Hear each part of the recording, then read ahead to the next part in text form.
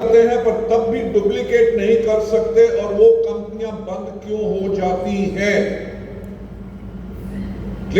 इस चीज के ऊपर आप लोगों को सोचना बहुत जरूरी है और आज मैं उसी चीज के बारे में आपसे बात करना चाहूंगा।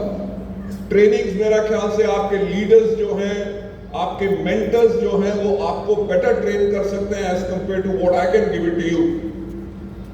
जो मैं आपको पॉइंट बताना चाहता हूं कि मुझे इस इंडस्ट्री में 28 साल हो चुके हैं।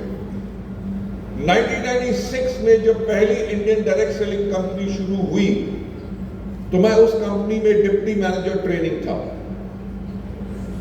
कंट्री में मार्केटिंग प्लान कैसे दिखाया जाता है, प्रोडक्ट कैसे डेमो करने हैं, टीम कैसे बनानी है, स्पॉन्सर कैसे करना है, ट्रेनिंग कैसे करनी है, किसी को कुछ नहीं पता था। मैं एक आदमी था जो पूरा इंडिया ट्रैवल करता था। मैंने लाखों प्लान खुद शो किए, हजारों 1-to-1 की, हजारों होम मीटिंग्स की, राइट, टीम्स को बिल्ड किया, लोगों को सफल बनाया। उस कंपनी में लगभग मैं 6 साल था। लास्ट पोजीशन जो मेरी थी वो नेशनल सेल्स हेड थी। उसको छोड़ के एक और कंपनी में गया एज अ वाइस प्रेसिडेंट। 1.5 साल वहां पे काम किया। उसके बाद एक मलेशिया की कंपनी जो 2002 में मलेशिया में नंबर 1 थी, उसका चीफ एग्जीक्यूटिव ऑफिसर बना। इंडिया ऑपरेशंस 2003 में स्टार्ट किए और 2004 में उनको छोड़ के वेस्टीज शुरू की। राइट, मैं आपको एक पॉइंट की तरफ लेके जा रहा हूं ताकि आप अंडरस्टैंड कर सकें कि आज अगर वेस्टीज इतनी सफल कंपनी है तो उसका क्या कारण है। क्या कारण है कि बाकी जब कंपनीज आती हैं वो इतना ज्यादा देर क्यों नहीं चल सकती। उस चीज के ऊपर मैं आपको लेके जाना चाहता हूं। जो मैंने आपको पहले चीज बताई कि लोगों के घर में जा जाके मैंने होम मीटिंग्स की, हजारों 1-to-1 प्लान शो किए, हजारों प्रोडक्ट डेमोन्स्ट्रेशंस की, हजारों स्टेज के ऊपर प्लान शो किए। इस चीज से फायदा क्या हुआ कि मैं अपने लोगों के क्लोज हो गया और लोगों की जरूरत समझ सका। मैं अपनी एंटायर लीडरशिप को यही कहता हूं, जिस भी बड़ा आपका लेवल हो जाए, जितना भी आपका बड़ा चेक बन जाए, अपना ग्रास रूट कनेक्शन और हर रोज प्लान शो करना और मीटिंग्स करना वो कभी बंद नहीं करना चाहिए। राइट, मैंने पहली कंपनी छोड़ी, दूसरी में ज्वाइन किया, उसको छोड़ा, तीसरी में ज्वाइन किया, तीसरी को छोड़ा, वेस्टीज शुरू किया। क्यों? वो कंपनी सब अच्छी थी, सिर्फ मेरे सोचने का तरीका अलग था। सोचने का तरीका अलग क्या था? सोचने का तरीका यह था कि हमारे लोग जो डिस्ट्रीब्यूटर्स हैं, जो इस परिवार में जुड़े हैं, उनकी सफलता कैसे आ सकती है। जब मैं उन कंपनीज में था, मेरी कंपनीज की मैनेजमेंट के साथ यही लड़ाई होती थी। जब वो समझ नहीं सकते थे, उसी कारण से मैं उन कंपनी को छोड़ देता था। क्यों? क्योंकि मेरा दिल जुड़ा हुआ था उन लोगों के लिए जो नेटवर्क को बिल्ड करते हैं, जो कंपनी को बिल्ड करते हैं। मैं आगे की बात करने से पहले थोड़ा सा पीछे आपको लेके जाना चाहूंगा। 1996 में जब मैं इस इंडस्ट्री में आया, उससे पहले 12 साल मैं फार्मा इंडस्ट्री में था, तो डायरेक्ट सेलिंग के बारे में मुझे कुछ नॉलेज नहीं था। तो मैंने एक बुक मंगवाई अमेरिका से। उस किताब का नाम था the encyclopedia of network marketing. उस बुक को लिखा था रैंडी गेज ने। रैंडी गेज दुनिया के एक बहुत बड़े नेटवर्कर हैं। जब उनकी किताब मैंने खोली, उसमें सबसे पहला चैप्टर था सिलेक्टिंग द राइट कंपनी, कि एक सही कंपनी का चुनाव कैसे किया जाए। जब मैं उस लाइन को पढ़ा, सिलेक्टिंग द राइट कंपनी, मेरे मन में सोच आई, मार्केटिंग प्लान कैसा होना चाहिए, प्रोडक्ट कैसे होंगे, ये लिखा होगा। But I was really surprised जब मैंने उसके अंदर पहली लाइन पढ़ी। उसमें उन्होंने लिखा हुआ था, look at the management of the company, कि कंपनी की मैनेजमेंट की तरफ देखो जो कंपनी को चलाएगी। मुझे समझ नहीं आया कि कंपनी की मैनेजमेंट की तरफ क्यों देखना। भाई, कंपनी का काम है अच्छा प्रोडक्ट दो, अच्छा मार्केटिंग प्लान दो, डिस्ट्रीब्यूटर्स जो है उस पर काम करेंगे, प्रोडक्ट बेचेंगे, टीम बनाएंगे। कंपनी का काम है पे आउट करो।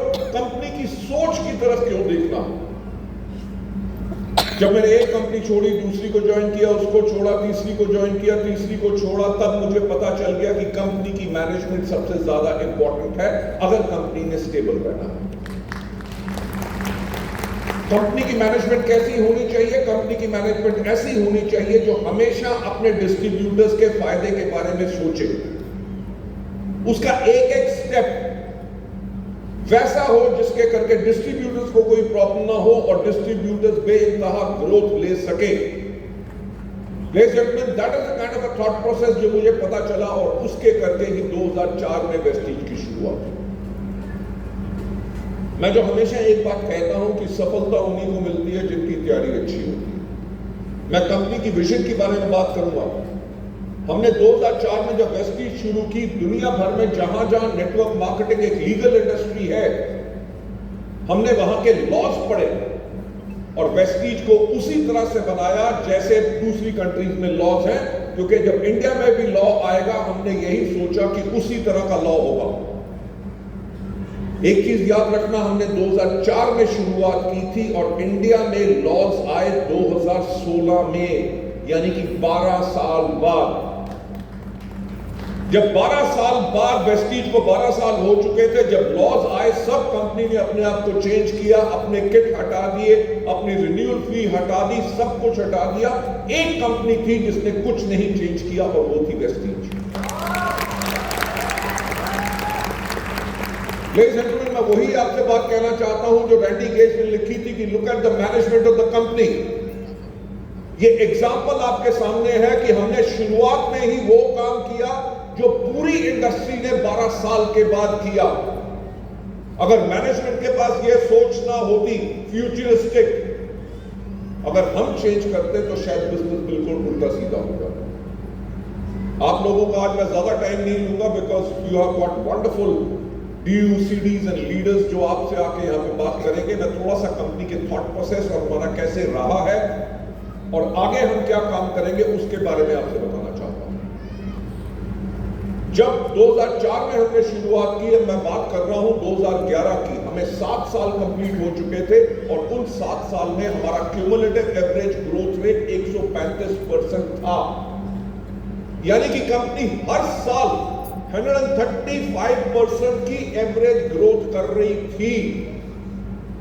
हमने उस टाइम पे प्लानिंग करनी शुरू की 2020 की, जब रैंडी गेज ने कहा था कि look at the management of the company. Vestige भी एक वो ऑर्गेनाइजेशन है जो आप लोगों का अगले 10 साल का फ्यूचर प्लान करके रखती है कि मार्केट्स कैसे चेंज होंगी, किस तरह के प्रोडक्ट्स होंगे, किस तरह के टूल्स होंगे, क्या हमें इंफ्रास्ट्रक्चर बिल्ड करना है ताकि आपका बिजनेस एक्सप्लोड कर सके। हमने जब 2011 में तैयारी करनी शुरू की, हमने देखा क्या कि 2020 के अंदर इंडिया की 70% पॉपुलेशन जो है उसकी एज 35 से कम है।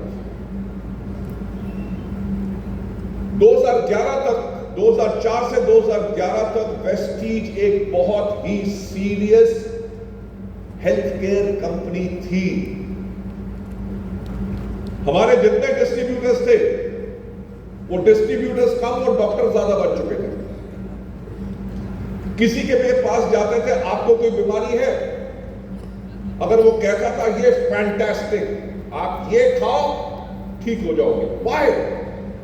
बिकॉज प्रोडक्ट्स के रिजल्ट्स वो फैंटास्टिक जो आज के दिन पे भी हैं।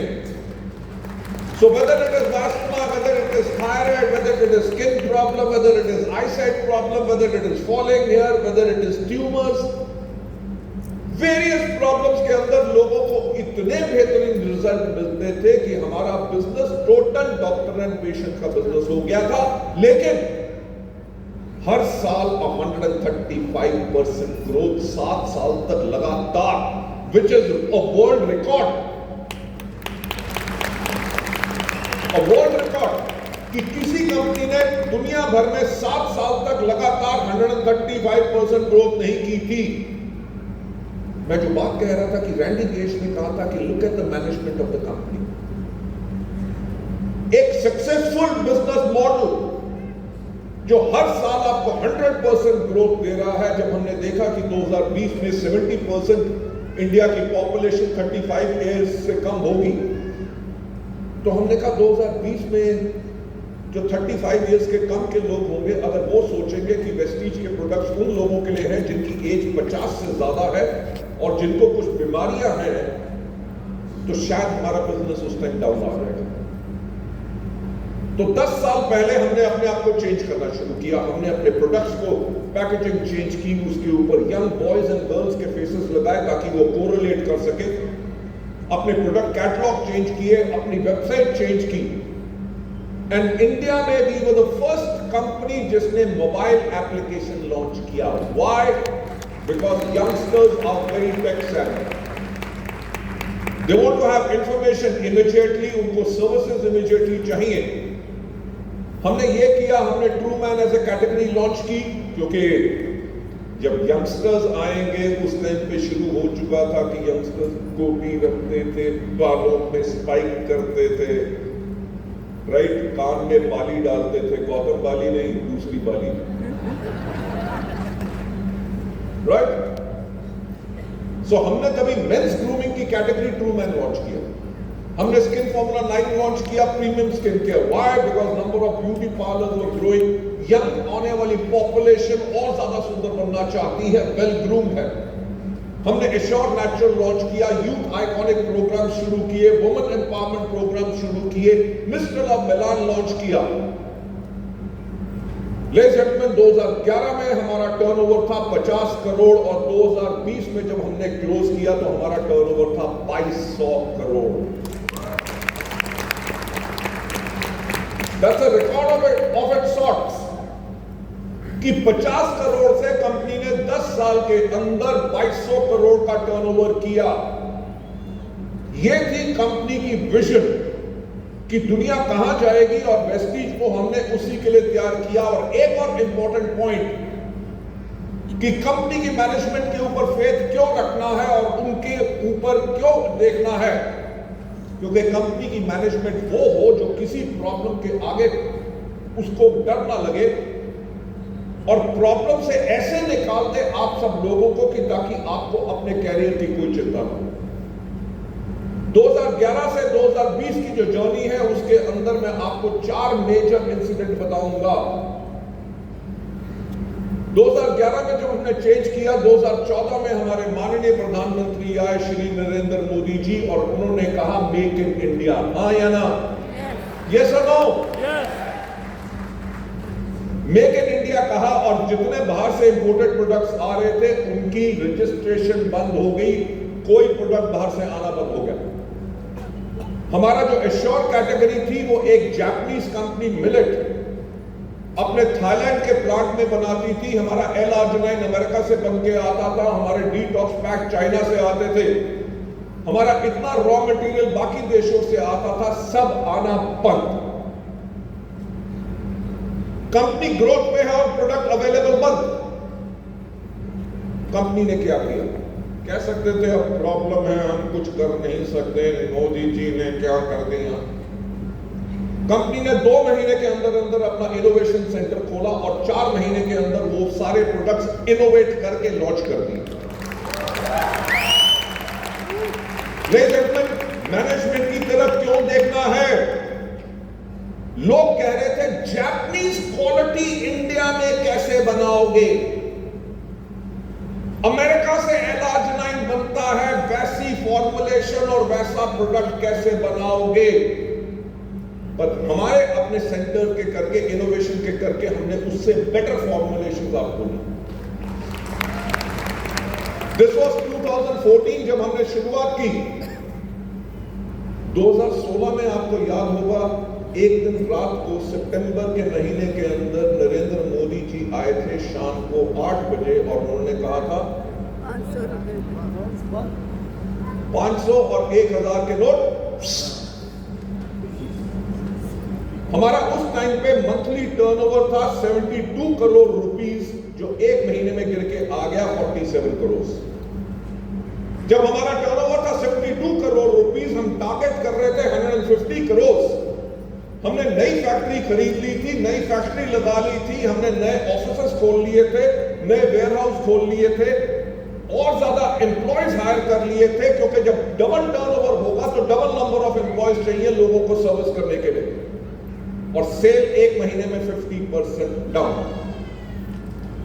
कंपनी ने एक आदमी को नहीं निकाला, सारे अपने इंफ्रास्ट्रक्चर को मेंटेन किया। हमें एक साल लगा वापस 72 करोड़ पे जाकर, राइट? इसे कहते हैं management of the company.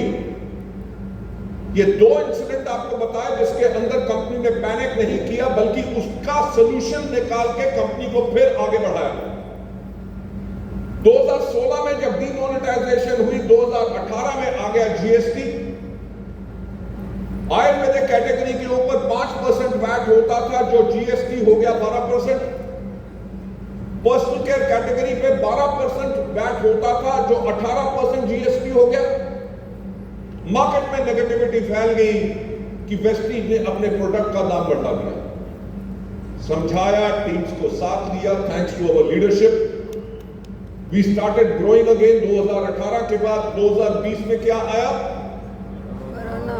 Corona, जिसने दुनिया को कुछ नहीं करने दिया। दुनिया कहती थी कोरोना आया है, कोविड क्या है? चाइनीज है। चाइनीज चीज तो वैसे ही नहीं चलती, तो ये भी इंडिया में आके खत्म हो जाएगा। आपको याद है कोरोना के टाइम पे एक बारी रात को सब लोगों ने पूरे इंडिया में थाली बजाई थी चमचे के साथ? हाँ या ना? क्यों? क्योंकि थॉट प्रोसेस था कि वाइब्रेशन से कोरोना खत्म हो जाएगा। वाह!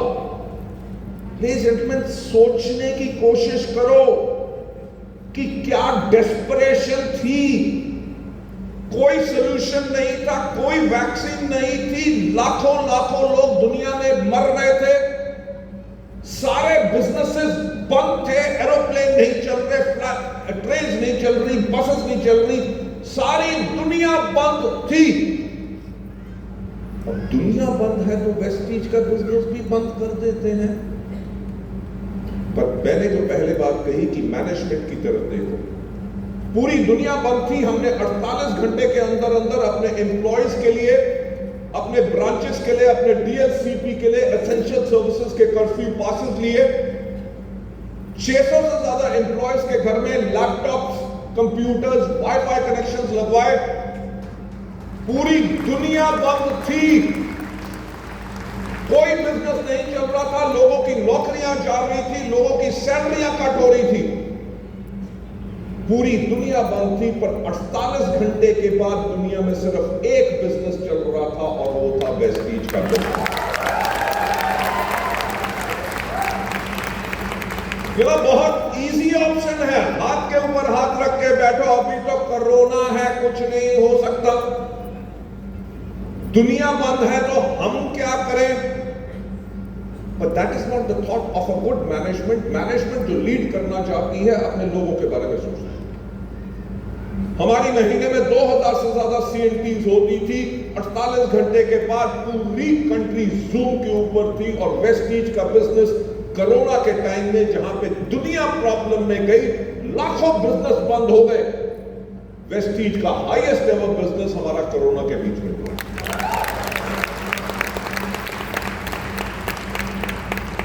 Ladies and gentlemen, I don't know, यहां पे भी ऐसे कुछ लोग होंगे,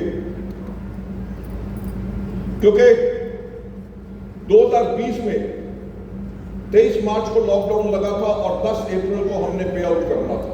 सारे बैंक्स बंद थे, पर वेस्टीज का जो प्रॉमिस है कि 10 तारीख को पे आउट होगा, हमारा पे आउट तब भी 10 अप्रैल को होगा। उसके साथ साथ 19,000 ऐसे लोग थे जो रेगुलर क्वालिफाई कर रहे थे और वेस्टीज से उनको चेक जा रहा था। कोविड के करके वो क्वालिफाई नहीं कर सके। वेस्टीज ने तब भी उन 19,000 लोगों को जो क्वालिफाई नहीं किए, कंट्री वाइड उनका एवरेज चेक उनको 6 महीने तक दिया।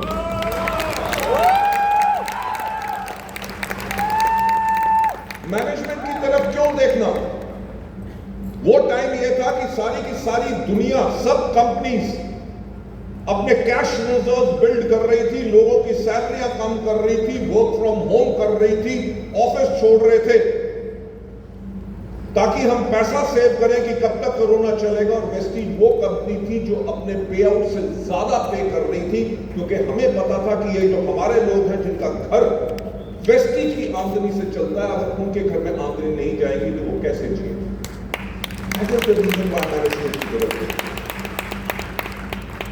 Ladies and gentlemen, 2021 में जैसे मैंने कहा कि सफलता उन्हीं को मिलती है जिनकी तैयारी अच्छी होती है। 2021 में हमने प्लान करना शुरू किया 2030 के बारे में, राइट।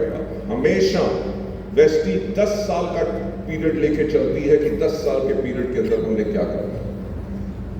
जब हमने 2030 के बारे में देखा तो हमें एक चीज समझ आई जो मैं आपसे पूछना चाहूंगा। आप में से कितने लोग हैं जिनके पास स्मार्टफोन्स हैं? एवरीबॉडी। स्मार्टफोन्स ने क्या किया? आपकी अलार्म क्लॉक खत्म कर दी, राइट। आपका कंपास खत्म कर दिया, कैलकुलेटर खत्म कर दिया, कैमरा खत्म कर दिया, वीडियो कैमरास खत्म कर दिया, cassette player, record player, CD player सब खत्म। जो पोस्ट एंड टेलीग्राफ डिपार्टमेंट था, टेलीग्राम्स लोग भेजते थे, लाइटनिंग कॉल्स करते थे, चिट्ठियां आती थी, सब खत्म। एसटीडी पीसीओ बूथ खत्म, राइट। आज के दिन पे गाना सुनना है, एंटरटेनमेंट करना है, टीवी देखना है, कुछ भी देखना हम अपने फोन पे करते हैं। खाना ऑर्डर करना है, टैक्सी बुक करनी है, ट्रेन की टिकट, कितने बजे पहुंचेगी, कितने बजे अराइवल है, डिपार्चर है, सब कुछ फोन पे। आज के दिन पे फोन पे तो पैसा भी हम ट्रांसफर करते हैं, यानी कि this is your banking wallet. Ladies and gentleman, हमने यही देखा 2021 में कि 2030 में दुनिया और ज्यादा डिजिटल होगी, राइट। आज के दिन पे अगर आपको गाजर चाहिए, दूध चाहिए, मसाला चाहिए, ब्लिंकिट करो, स्विगी करो, इंस्टामार्ट करो, इमीडिएट आता है। लोग अमेज़न, फ्लिपकार्ट और बाकी चीजों पे शॉपिंग कर रहे हैं दिन रात। गांव-गांव में कपड़े ऑर्डर कर रहे हैं। जब इतनी पेनिट्रेशन डिजिटल एरा में होगी तो वेस्टीज डिजिटल एरा में कैसे काम करेगा, ये हमने स्ट्रैटेजी बनाई 2030 में। हमने इमीडिएटली उसके ऊपर काम करना शुरू कर दिया था कि आगे आने वाले टाइम में आप कैसे अपने सोशल मीडिया हैंडल से अपने बिजनेस को प्रमोट करेंगे, अपने प्रोडक्ट को कैसे प्रमोट करेंगे। जब आपके लोग प्रोडक्ट के बारे में या आपके बिजनेस के बारे में देखेंगे, वो कौन से लोग हैं जो आपके पर्सनल केयर ले सकते हैं, कौन से लोग हैं जो आपके हेल्थ केयर ले सकते हैं, कौन से हैं जो आपके एग्री के प्रोडक्ट्स ले सकते हैं, किनको आप डिस्ट्रीब्यूटर बना सकते हो, किनको कस्टमर बना सकते हो, कितने लोग हैं जो आपके सीएनसी कर रहे हैं, कितनों ने पिछले 2 महीने में नहीं की आपसे हेल्थ केयर के प्रोडक्ट्स कौन से ले रहे थे, कौन का फिर से ऑर्डर ड्यू है।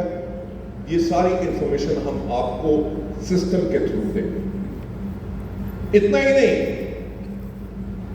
आगे आने वाले टाइम पे आप लोगों को कैसे स्पॉन्सर करेंगे थ्रू योर फोन, ऑर्डर कैसे प्लेस करेंगे, आपको अकाउंट कैसे और नजर आएगा। इतना ही नहीं, आपके जो नए लोग आए उनको क्या ट्रेनिंग देनी है और कैसे देनी है, अपने पुराने वाले लोगों को क्या मटेरियल उनको देना है।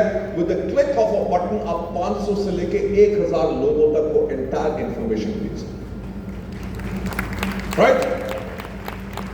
इस डिजिटल एरा के लिए वेस्टीज रेडी हो चुकी है। क्यों?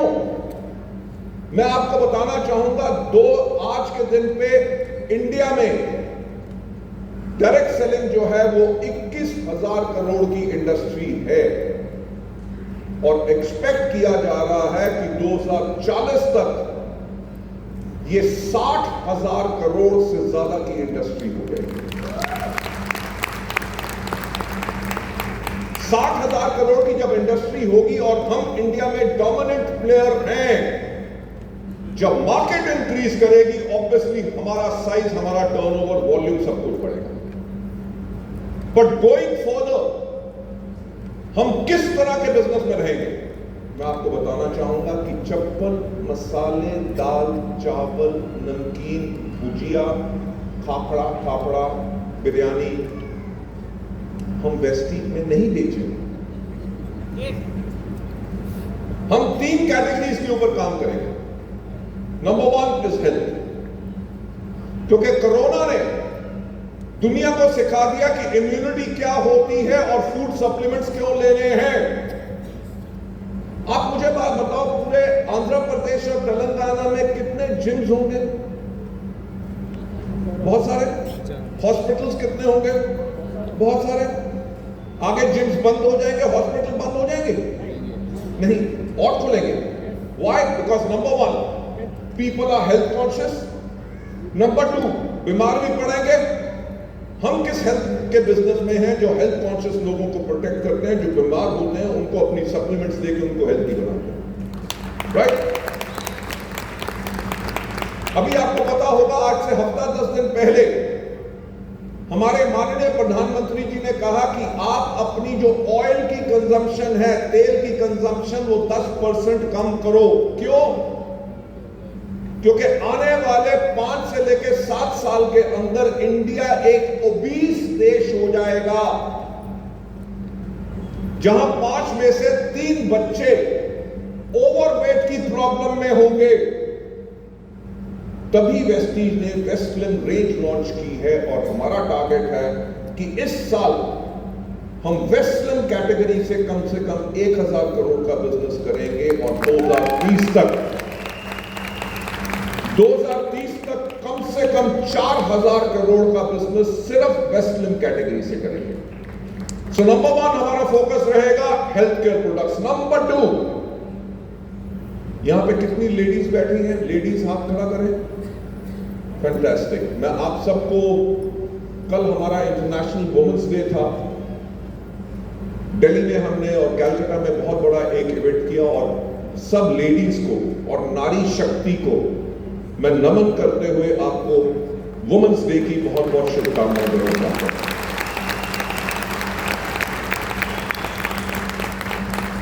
आपको पता है कि दुनिया भर में डायरेक्ट सेलिंग के अंदर लगभग 70% जो काम करती हैं वो लेडीज करती हैं, राइट?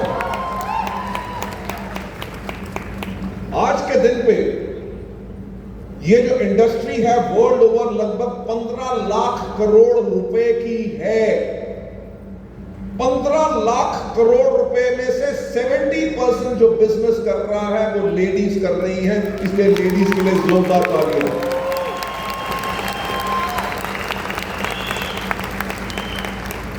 जो नेक्स्ट कैटेगरी जिसके ऊपर हम फोकस कर रहे हैं, looking at the power which women have over here, हम मेजर हमारा फोकस रहेगा ब्यूटी की कैटेगरी पे, राइट? मैं सिर्फ, चलिए हैदराबाद की बात करूं। हैदराबाद में ब्यूटी पार्लर कितने होंगे?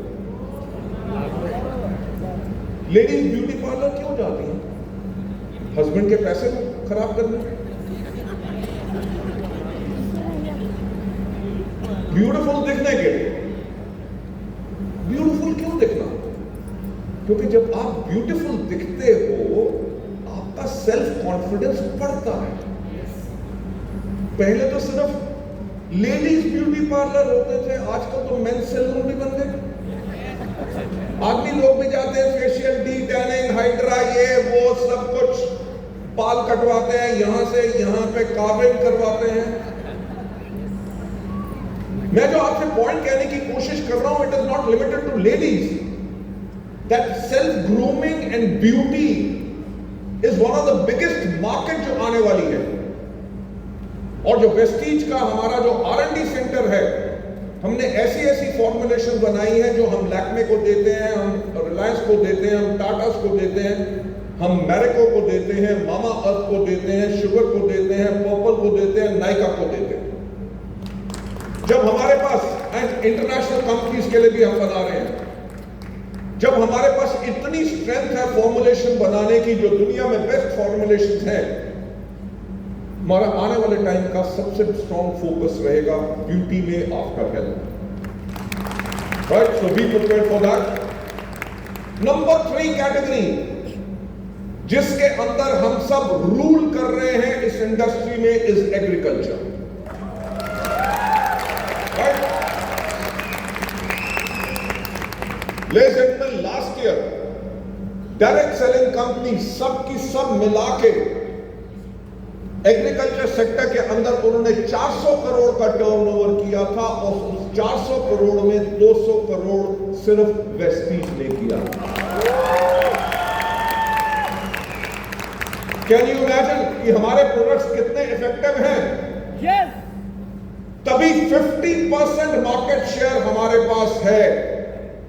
Since India is again in technology, हमारी गवर्नमेंट का फोकस आज के दिन पे है कि आउटपुट बढ़े, ऑर्गेनिक खेती हो, लोगों के पास पॉइजन ना जाए। हमारा भी एब्सोल्युटली वही फोकस है। तो इस कैटेगरी के अंदर भी हम आपको बहुत यूनिक प्रोडक्ट्स देंगे जिसके करके आप अपने बिजनेस को और ज्यादा ग्रो कर सकते हैं।